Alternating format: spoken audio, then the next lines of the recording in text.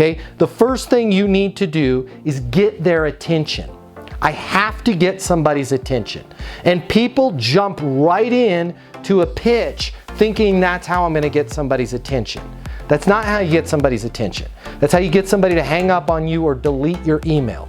We do more work than we need to do in the first thing. We send too long of an email. We leave a mini sales pitch on their voicemail. Getting somebody's attention is as easy as, hey, Mike, Matt Easton, founder of Easton University, you and I are connected on LinkedIn.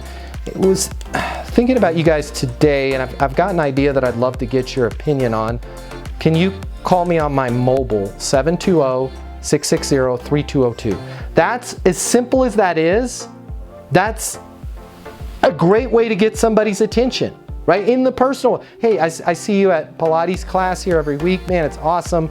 It seems like we have a lot in common, right? I'd love to be able to call you sometime. What's your mobile? Right? That's how normal people start relationships. They don't jump right into, hey, I want to learn, are you divorced? Are you single? Are you not divorced, but you act divorced? Like, they don't do that, right? Or talk about yourself, don't just get their attention. Easiest way, I've got an idea I want to get your opinion on. We just covered another way you can get somebody's attention. No agenda.